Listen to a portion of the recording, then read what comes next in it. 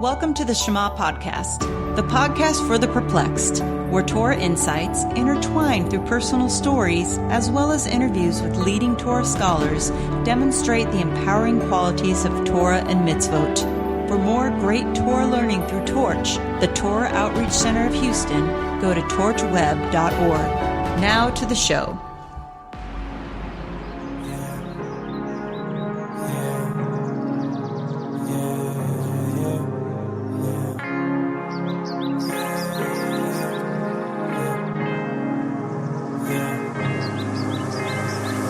Sometimes I feel like I'm running in the world on my own, down and out, please help, I need you.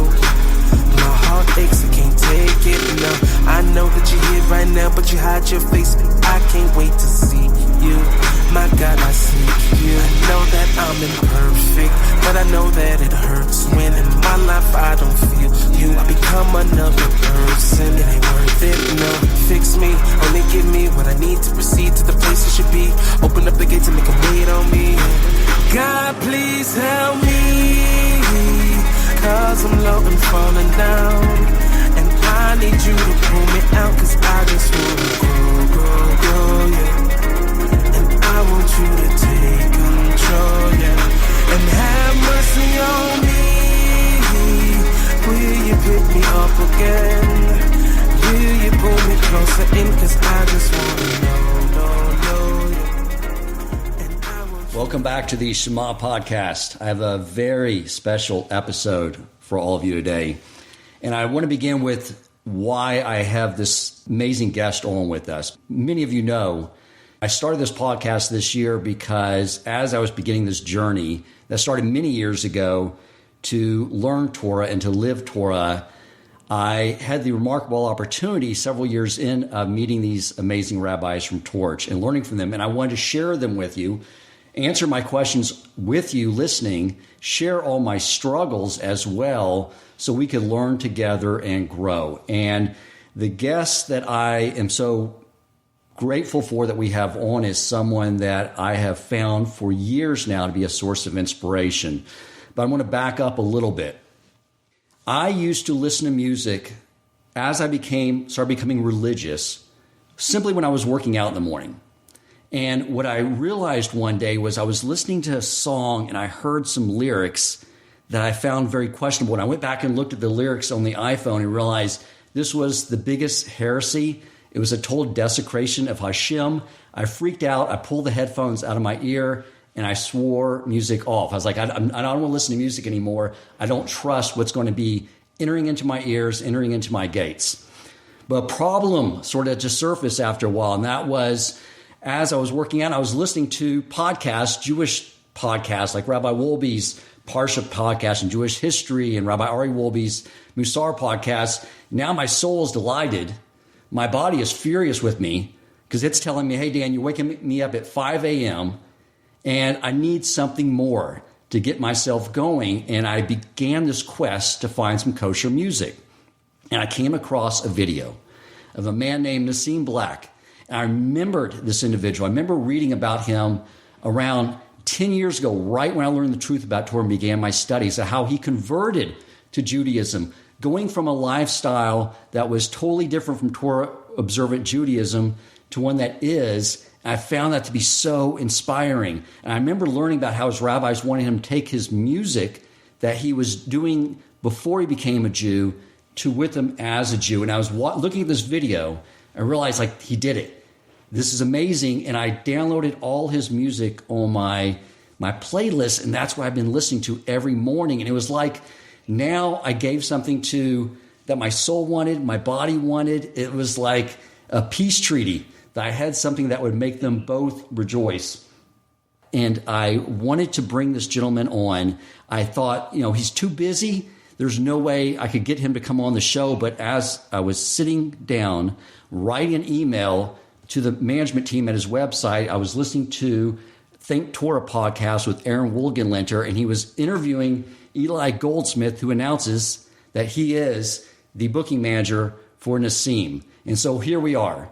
Nissim, welcome to the Shema Podcast. I'm so delighted that you're here.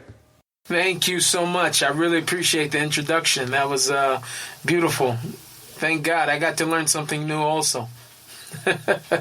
I'm telling you seriously, I had this big internal battle, and your music alleviated it, and now my soul and my body are happy because of it. Amazing. I want to start with something because, I've been through this process where I was a secular Jew, total atheist, age of 40, going through this process, learning Torah. We just moved to a community 4 months ago, and now my wife and daughter are going through a conversion. Wow. And you've been through this conversion process, and I wanted to learn a little more about your spiritual fathers and how they guided you and brought you through that process. That's a very, very beautiful way to put it. To be honest, it was very, very hard in the beginning. We had no spiritual fathers except for the Father himself. We had started our journey, after being in a very dark place. Obviously, my relationship with hip hop was one of, more gangster music, and which sort of led to a certain lifestyle. After being in such a dark place and really sort of hitting a place of rock bottom, I started to search, and I had already been very familiar with Christianity and Islam and different things like that. But I wanted to know more about Judaism because I grew up in a Jewish neighborhood. I knew that Judaism was the foundation for the Bible itself, or the Christian Bible. So, I started to dig a little deeper. And the more and more that I dug, I started to feel a little bit more connected to the story, seeing the beautiful story between Hashem, God, and the Jewish people, and seeing that relationship of them constantly falling and never able to rise to what they were supposed to be, and falling again, and God saying that no matter what, I'm going to take you back. It didn't come without some rebuke, but it definitely was everything depends on it. When we look towards the future and what the future redemption is going to be like, there's many promises and one of the main promises is a restoration of that relationship on the highest level. So reading this as a non-Jew definitely inspired me. So, what was guiding me during this time, I had nobody to talk to. There was no friend and no rabbi or anything. It just really took a lot of prayer, and me looking at the story of the Avos, looking at Avram Avinu was my inspiration, and Yaakov Avinu, and David HaMelech, so that really guided me for a long time. And so it took me maybe a couple years or 2-3 years before I was in a proper community and able to have guidance from rabbis. Amazing. That's exactly my story. I was by myself using books and internet, and it was, of course, made a difference when you find some people in your life. Now, let me ask you this. Right. One of the challenges I had is I had this old persona myself, like in the business world, like everyone knew. I was the guy that the CEO would bring me out to a conference to be the guy to take the guys out partying. And it would be on the weekend too. Eventually I had to sit there and say, okay, I don't travel anymore on Shabbos, and here's why. But when I would go out, when they would bring me these events, everyone knew this old Dan that I wanted to go away. The Dan that would talk inappropriately, make jokes. I was the guy that they expected to take him to a strip joint. And I just wanted to say, like, that guy is dead, and I have to, introduce this new version of myself. And it was like this while there I was like struggling with that. And I'm sure with your career, going from rap with the lyrics that were probably much different than what your lyrics are now. Talk a little bit about how you made that transition. I think everyone sort of goes through that at some point. No, it's very true. That is a internal battle that is just, it really takes God to be able to overcome it, because there's so many things in your mind about other people's perception. How are they going to see me? What are people going to think? That type of thing. I think the advantage that I had was that right before I started my journey, I'd already moved out of my, a neighborhood that I grew up in. I was living alone for the first time. My girlfriend, who actually is my wife now, Baruch Hashem, we've been together, me and my wife, since I was 17 years old, high school sweethearts. So we have finally, gotten away. And being away from everybody sort of helped me be able to have a lot of those things just only in my mind without having to interact with people, just because I pulled myself out of the environment. But I would definitely say that struggle is one of the most realest struggles that a person could possibly have. I remember, I was maybe I'm going to say this was in 2008 or whatever, I was about 13 or 14 songs, I think, into a project, something like that, into a brand new album. And all of a sudden I have this transformation, change of heart.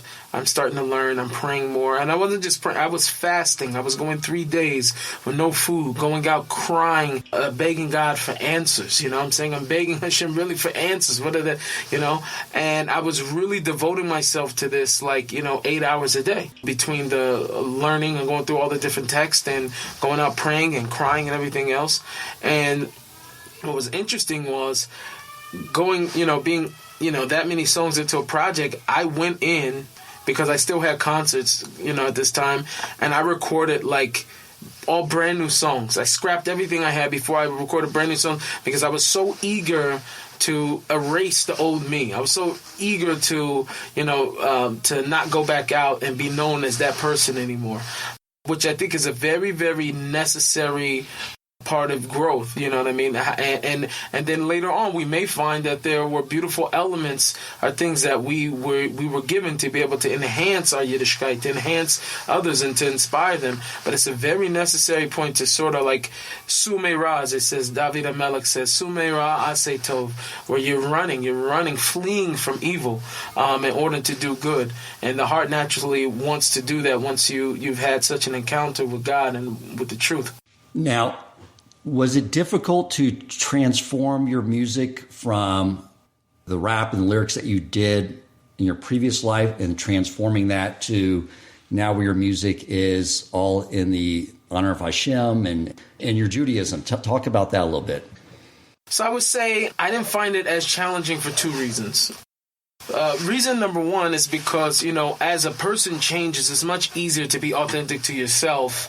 Just it's a natural thing. If a person is already accustomed to being themselves. So when I started making records more from a, whether, faith standpoint or whatever, it was just already who I was. These were the conversations I was having outside of music, so it was much easier. Same thing with swearing. I haven't said a swear word since 2008, so it was very easy for me to not swear on music because I stopped swearing in my daily life. The second reason I would say is because I think God just gave me a natural gift to be a musical chameleon. I've been asked many different times, I just made a song with Shlomo Katz. Hopefully that's going to come out soon. I'm working on another one with Zusha. Other, Jewish singers that sound nothing like me, but these are singers I'm listening to. People ask me, well, how do you make that work? I'm a musical chameleon. There's no genre, there's no nothing that I don't feel like I can't get myself into a place to where I can do it. So I sort of been blessed and gifted, in that regard. That's amazing. Was the idea of taking your music with you, was that something that was accepted by the rabbis and those in your community? Were some pushing back on that as saying, well, that's because I know one of my friends, Rabbi Cohen, my teacher, said that it used to be when someone would convert, they would say, leave all the goyish stuff behind. And he was sort of telling me no, that's it, because that's the wrong idea. Everyone wants to take what they get in the exile and elevate it and raise the sparks in it. Right. Well, I think, it goes back to one of the, the other questions you said before, because with me, honestly, when I actually started my Geirus, I gave it up. Nobody told me I had to. I just felt inside that, this isn't the direction that I'm going in my life. And ultimately, my relationship with music, was probably unhealthy. It was not a means to something. It was the means within it of itself. It was, the end all for me. I love music so much. So for me, I remember even at that time, I sort of looked at it as a, this is my time to perform an Akedah, to sacrifice my beloved and only son. And if it's Hashem's will for it to come back, then it will come back. But as of right now, I was willing to throw it all away, and I did, and I left it for a few years. And to be honest, it was really great. Right around the end of that time, right before I would come back to music, the messages started coming very strong. I was supposed to. And I had rabbi support. People were telling me within the community. My wife started to support it. And it was good for me to take that break, though. I thought it was very necessary, and I still thank God today for it, because had I not done it, I don't know if I would have been able to be the strong person that I am right now. I was able to have a situation where I was able to change my relationship with music and use it basically as a key, as a vessel to be able to project what's going on inside, as opposed to it being, everything in and of itself. So, I didn't really get any pushback. As time has gone on, there's some people in some communities that were outside of the community I was originally in Seattle that have had some pushback. But the biggest thing is, it's sort of like, well, music is a lot harder anyway, because like which Jewish music doesn't form from Goyish music? Like, if you look at Yuval and Bereshis, in Dalet, I think it's chapter 4 of Bereshis, verse 21, it talks about Yuval. Yuval is the one who created the first instruments, the harp and I think the lyre, whatever.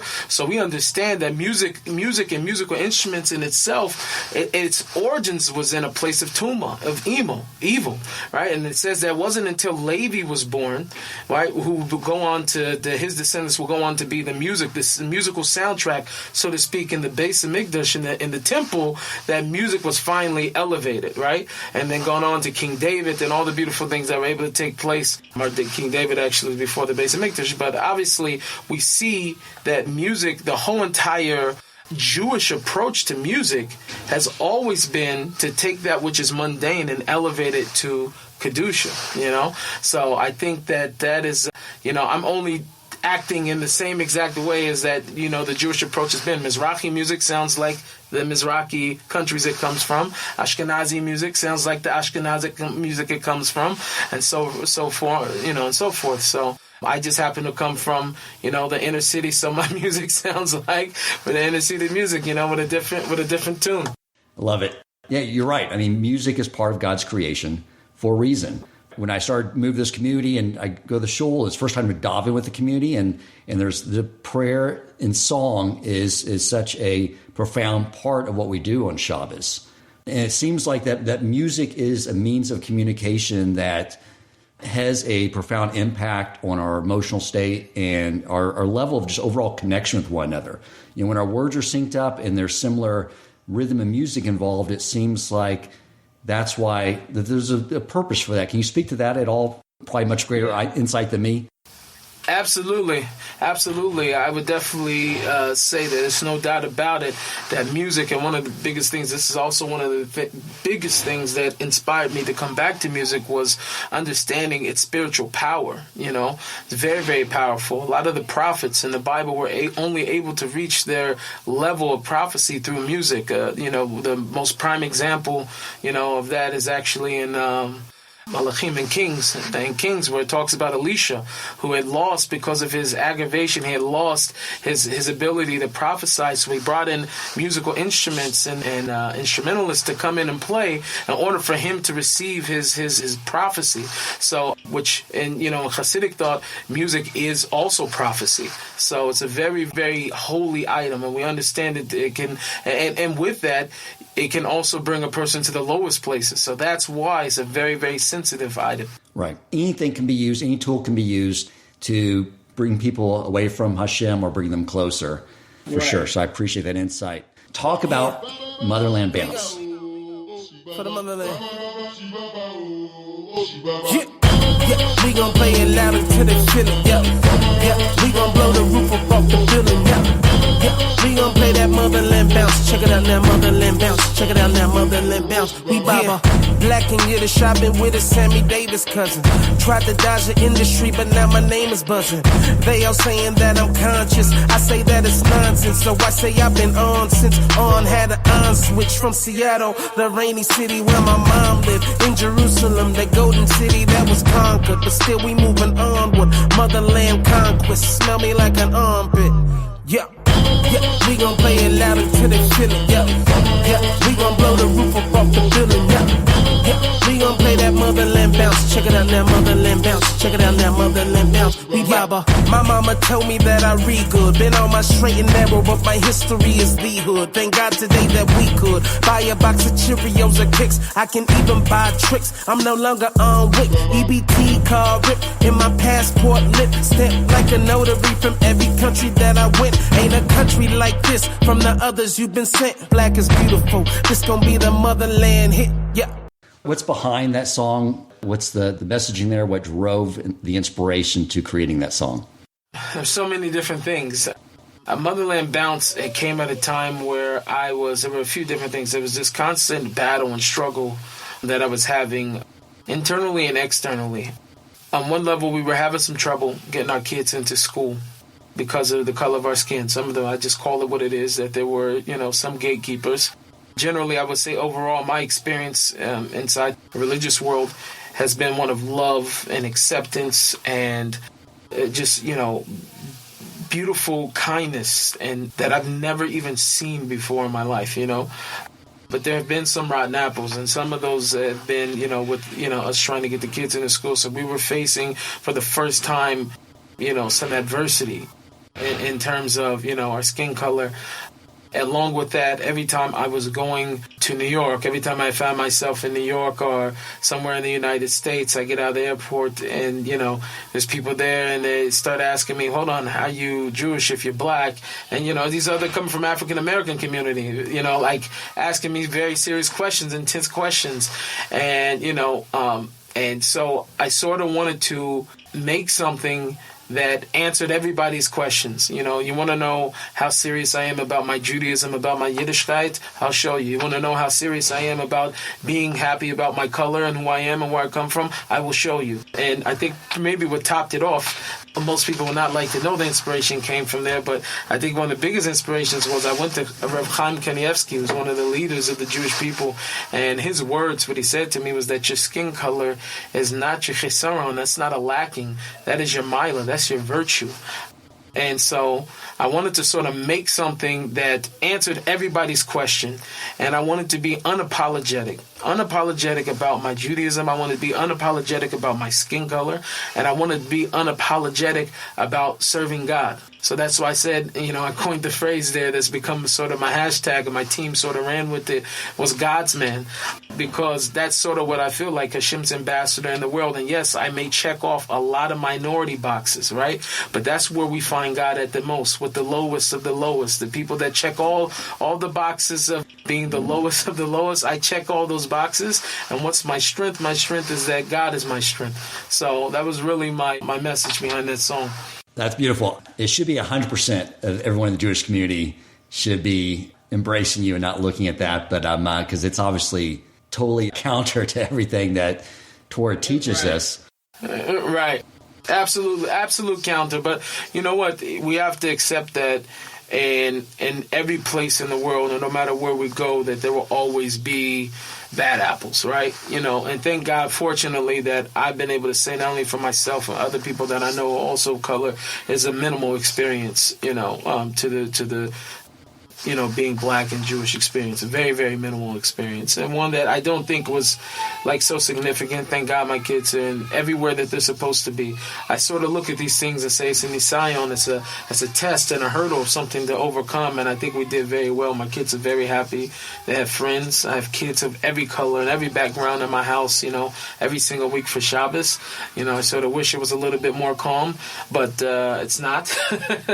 And Baruch Hashem, and we've had a wonderful and amazing experience. So one monkey don't stop the show. That's exactly right. I love the line in the song, Hitler's worst nightmare. He's so Aryan, he thought of himself, Yamak Shemo, to be so great in his people, what I mean? Now, what if the guy was Jewish and he was black? He would never be able to sleep, this guy. Right, exactly, which is why I love it. So good for you for making that song. Does your music resonate with the non-Jewish world? Yeah, I think more recently, a lot of the new songs, I think from Motherland Bounce was sort of like the beginning of me rolling out a lot of other records that I've been sort of sitting on, or other ones that I created maybe even around the same time that I made a conscious decision to, move more sonically, I guess, from a musical standpoint, back into a space that I felt most comfortable in. Like I said, I can adapt and be a chameleon and jump into any space. But I think the best thing for me to have the success in terms of reaching the amount of people that I want to reach, that I have to do something that I'm very, very comfortable and at home in. So I think sonically, because the messages are now in a language that, people can understand even if they're not Jewish. You understand what I'm saying? So I think that because of that, it's definitely brought in a new influx of audience that is not Jewish or could be Jewish and not affiliated at all. And this has been a wonderful experience because I feel like right now more than ever I'm fulfilling my purpose. I definitely can't say that I didn't feel like it before, but it's like, it goes up levels and levels. You know what I mean? It's like this was a place that I knew I was supposed to be. I didn't know how it was going to happen. I was even scared of it happening, but I'm here now and ready to continue growing. Fantastic. What I was going to add was that, the B'nai Noach movement is growing. And we don't proselytize, but the fact that you're taking the message of there being one God who is one, and communicating it through that medium where you can reach everyone, I think is fantastic. It's a very interesting thing on that because I tell you one day, a lot of these crazy stories I don't tell everybody, but the more and more I'm starting to speak about them because I think it's a major lacking of faith and emunah in God and the way that He operates in this generation because of the way that the world's gone, that we forget that God is a machadish. He can do whatever He wants at any time, and He can create new things all the time. I was once praying to God by the grave of the Lubavitcher Rebbe in New York, and one of the things I was praying about to Hashem, I was asking Him, I said, what, this rabbi and that rabbi that I've gone to talk to, everybody's pushing me and telling me, what, you need to go out. You need to take your message out to the world and reach to the ends of the earth. Quit worrying about the Jewish religious community. Go out and bring people from the, And so I was really struggling with that because although it was a comfortable space for me musically and technically, spiritually, I was afraid of it. And I didn't know, really, is this God, but is this really what you want from me? And so one of the times that I really struggled with it, I was at the grave of the Lubavitcher Rebbe. And it happened to be that after I was crying my eyes out, so scared, so afraid, because I didn't want to be I didn't want to come out for like I'm proselytizing or any of these things. I went in and I sat down. And usually when I'm there, I never sit down in the lobby. Thank God that a lot of people know me, so sometimes when I go out to the lobby, a lot of pictures and snaps, so I really try to be as private and in and out as much as possible. But I was so exhausted from praying so hard. I went out and I sat down and I seen this video of the Lubavitcher Rebbe, and he was speaking at that time how important it was to actively go out and spread Hashem's name and to create B'nai Noach, that everybody should know that Hashem is in the world, and how important during this generation, when everybody's not trying to kill us and everybody's not trying to, and we can have a power of influence, how dare we not spread God's name? And I promise you, it was happening right there in front of my eyes that I was like, God's like, using this video to speak to me.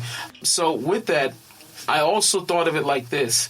We are called to be a priestly nation and to be a or lagoyim, a light to the nations. Here's the thing.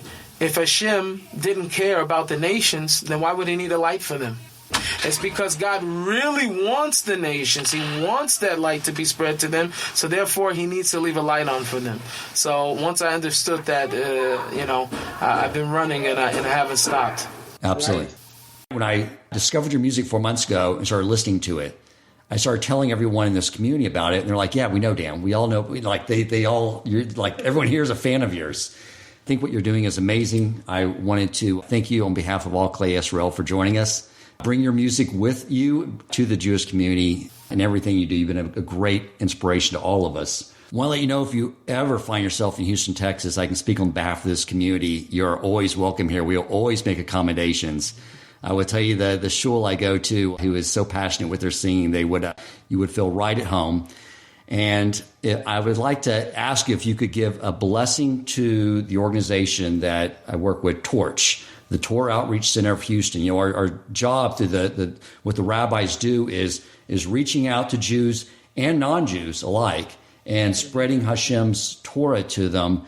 And we would really appreciate if you could just give a blessing for their ongoing success. I give you guys all a bracha for success, hatzlacha, and every single thing that you do. You should receive a holy das, holy knowledge and chokhmah, and Hashem should infuse you all with the ability and the to be able to reach to the ends of the earth. Beautiful thing said by Reb Nachman of Breslov. He says that when one is able to ignite a light in those who are very far, the rechoking from Hashem, this is the greatest honor to God that anyone can possibly give. It's a very well-known thought, and a Hasidic thought also, that there's no higher way of coming closer to Hashem than what it takes to bring another Yid back to Hashem and to be able to spread His name in the places that it was never spread before. So I grant you all blessing that you should receive the highest keter, the highest crown in Shemayim, and Hashem should bless you with all the resources that you need, both physically and also spiritually, B'ezrat Hashem. Thank you so much, Nissim, and may you continue to receive the blessings of tremendous amount of spiritual growth, success, and influence on the Jewish people for you and your family. I greatly appreciate you taking the time out of your busy schedule to speak with us today. Thank you so much. I appreciate it. It's my honor. This is my love letter. Thank you. For heaven. When I'm in need, I look in your direction. I wrote her down so I can let you know. I'm holding on, won't ever let you go. Everything I tried wasn't working. I was down in the dark, then you saw I was hurting, and everything fell apart. Then you pulled me out from it, yeah. Gave me what to look to, yeah. I ain't never been the same, this is permanent change. They told me I was supposed to fall long ago, but they didn't know about that fire in my soul. God with me, God lift me, giving everything I have. Shake the haters in the hate, yeah. Moving on from the bad, moving on from the past. Game recognized game, put my heart on the platter, but it can't be contained. All the residue remains, giving glory to His name. Sunshine won't shine, this time make rain. This is my love letter, still for heaven. When I'm in need, I look in your direction. I wrote her down so I can let you know. I'm holding on, won't ever let you go.